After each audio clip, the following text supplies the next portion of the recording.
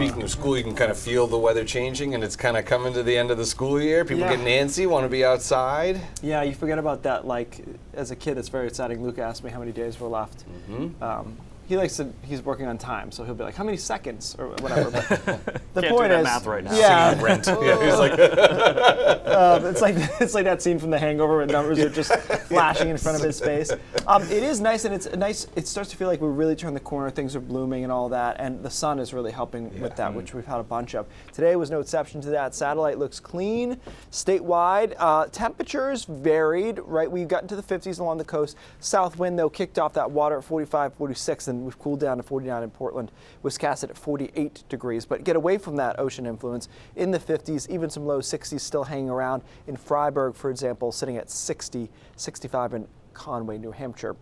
55 in Orono, 59 in Frenchville after being in the 30s all day yesterday. But the wind is notably frisky today out of the south.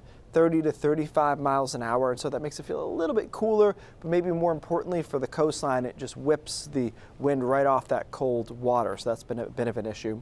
Tonight the winds settle down and we're clear through the first half of the night, and then we cloud up the second half of the evening.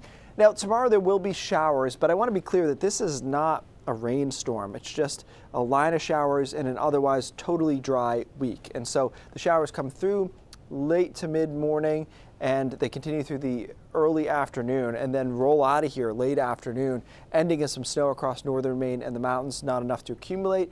And we could even get a few patches of sun tomorrow afternoon just because the sun is setting later over western Maine and southern Maine. We might end with a decent sunset. Pretty chilly tomorrow night. I think we'll see 20s even to the immediate coastline, and some of us will be in the low 20s across northern Maine.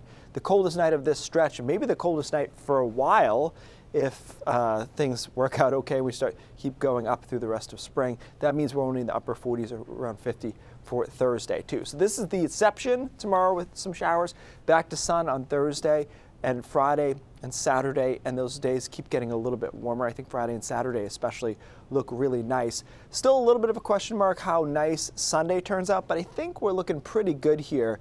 This front comes through on Saturday night with a couple of showers early Sunday, but it looks like the bulk of the moisture stays up towards Quebec, which would give us a decent afternoon on Sunday. And then that front and how far north it can get will determine how warm we can get early next week. Right now I'm playing it pretty conservatively in cooler, but you can see the models like some mid and upper 60s by early next week. So we'll keep an eye on that.